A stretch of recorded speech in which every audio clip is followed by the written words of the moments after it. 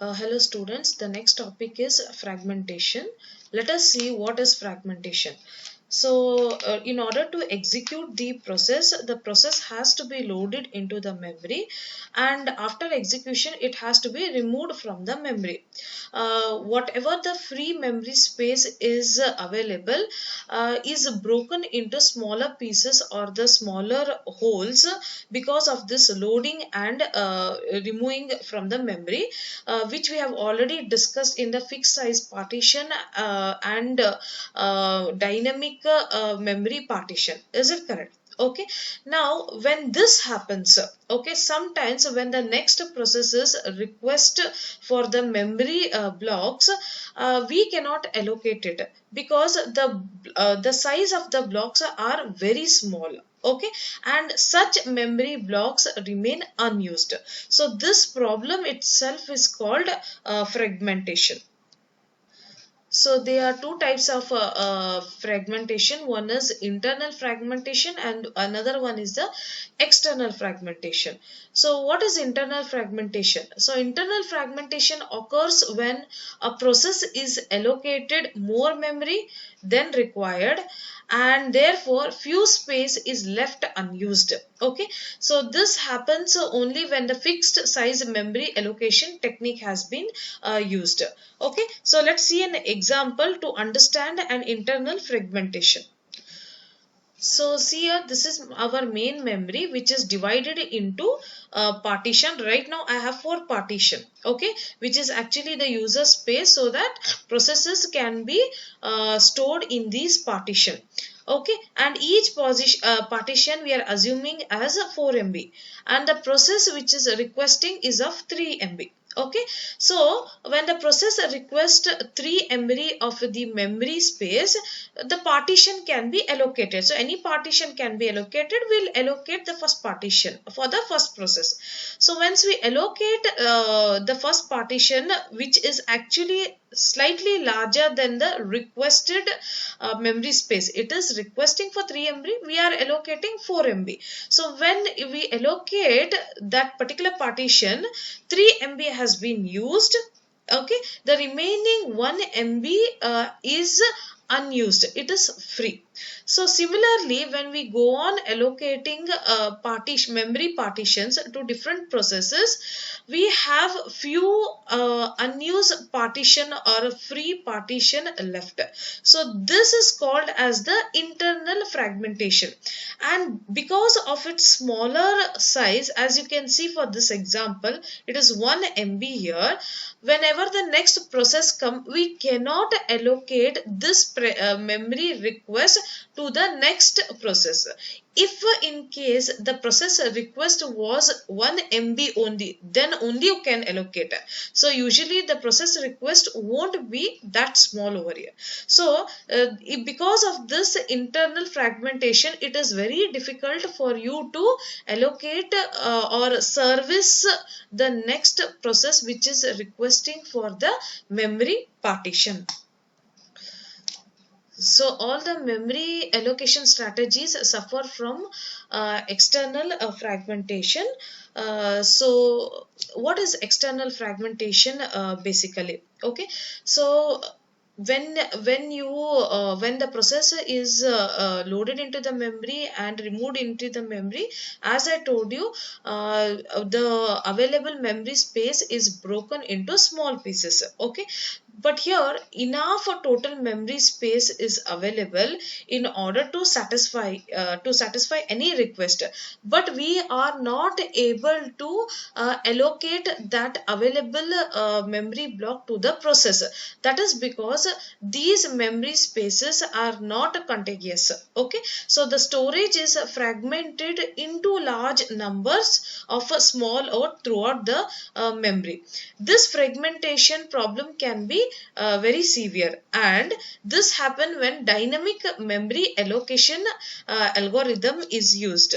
Let us see an example here to understand this external fragmentation. So the same example I have taken here. So see here, I have these are the unused memory block after allocating the required amount of a partition or a hole to the process which is requested. So assume after we have allocated process 4, assume that process 5 is requesting for 4 MB of the partition. Now if you see there, we have 1 MB here, 1 MB here, 1 MB here, 1 MB here.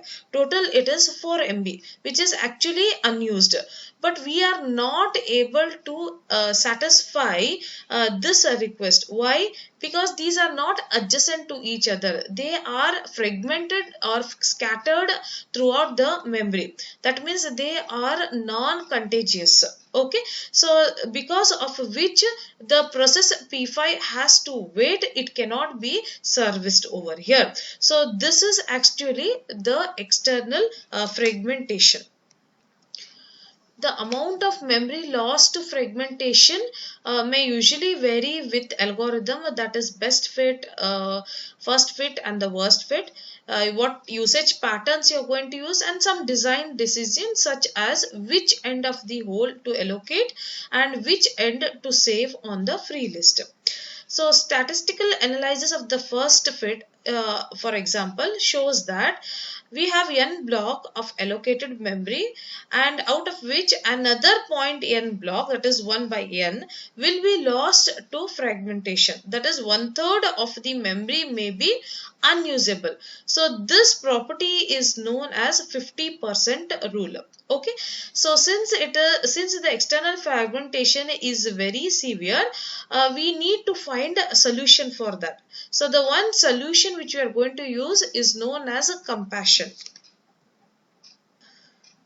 So compassion here allows to shuffle the memory content so as to place all the free memory together in one large block. Okay, let us see with an example. So this is my after allocating the partition to the process, this is how it looks. So these are the free available memory space over here. So this is 6 MB, and here also 6 megabyte and 4 megabyte. So when you use compassion, what you are going to do, you are going to shuffle it, and all the free space which are available, they are combined into one large box, and all the processes or the partitions where the process have been stored, they are moved to another side of the partition over here, or the memory block. So because of this compassion, we get a very large hole, and due to which we can service the next process which is requesting for the partition. So this compassion requires updating the relocation register for each process, as all the internal work is done using logical addresses. So that means compassion is not always possible. Okay, so if the relocation is static, that means it has done at assembly or the load time, compassion cannot be done.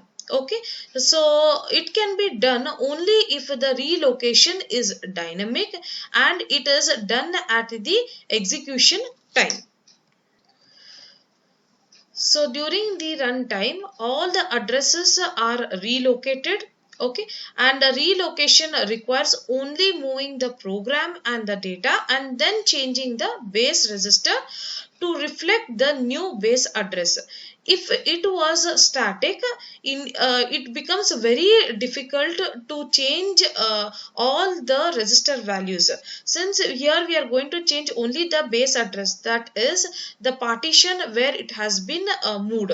So if it was the assembly or load time, initially itself the base address has been calculated, and in order to change that address, it becomes very difficult and impossible over here.